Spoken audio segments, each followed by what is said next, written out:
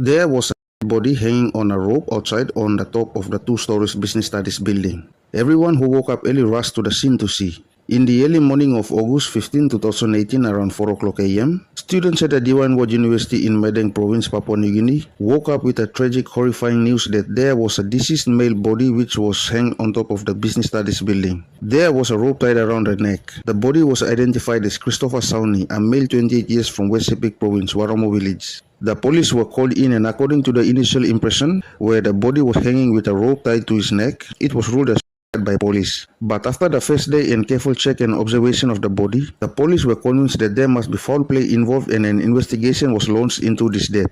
The police started interviewing everyone close to Christopher, but there was no reason why Christopher would have taken his own life, according to the interviews, and they have no leads. Christopher was a third-year business student. He was a happy young man who was adamant to complete his studies.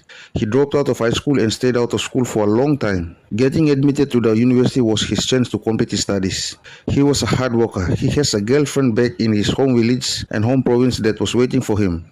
Both of them were hopeful for the future. There were no relationship issues that would have escalated Christopher to take his own life. His parents and relatives were happy for Christopher because he was going somewhere with his life after staying out of school for so long. Eventually, postmortem report was ready. The report revealed and suggested that Christopher was dead before he was hung on the building. There were bruises and signs of struggle on the neck apart from the marks of the rope that his head has been hanged from.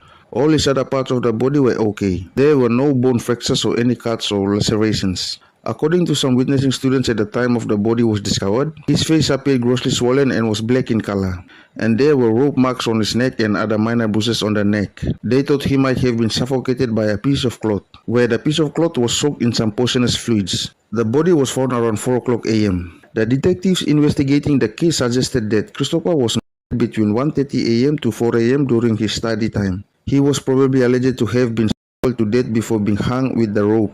According to some students, the ICT building where the body was hanged has some CCTV camera around, but there were no one captured by the CCTV. This gives the idea that whoever did this has a clear sound knowledge of the area. He knew where the CCTV cameras were looking, and he or they avoid the camera on purpose. The police also suggested that the manner in which his body was hanged cannot be the work of one person only, but more than 2 people must have been involved. After 3 weeks of investigation, an arrest was made. An ICT third-year student by the name of Neville Kuduk was arrested.